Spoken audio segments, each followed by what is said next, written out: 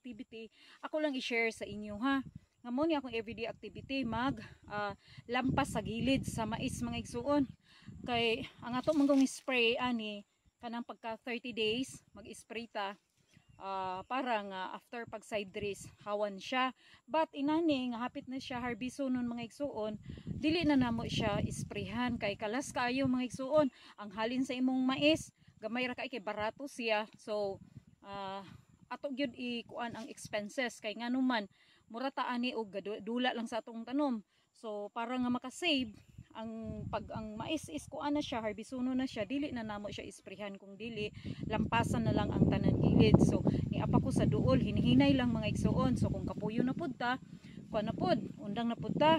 So pag human mag-share na pud ta sa pulong sa Dios. So inani mga igsuon, ako pud nganong kuan pod nakadalagi kog cellphone karon mga igsuon. Kay akong i-share sa inyo ang akong kuan una nga tanom nga sayuti kay ipakita lang nako ni sa wala pa nakakita sa kuan kaning sa dahon sa sayuti. Kay di ba mapalita sa merkado is kuan naman gud mga igsoon ng atong kuan makita unod ra, but ang dahon wata kakita. So ako i-share sad sa inyo kani siya mga igsoon. First time na kong gitanom kaning mga bingala 800 ni kapunuan mga igsoon.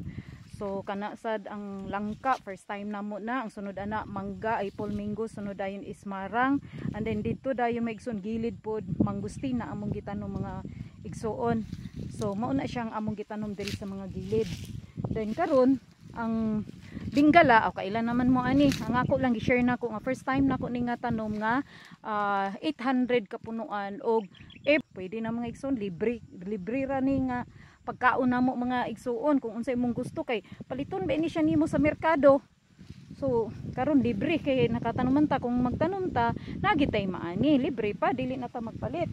So karon ang main purpose is nagdala kog cellphone sa paglampas nako kay ako ipakita ang dahon sa kaning sayuti. So sayuti ni siya mga igsuon, gitanom na ko ni ilalom sa langka kay landong siya kay makakuha man siya sun pod sa sunrise. So makakuha man siya og kuan pod init.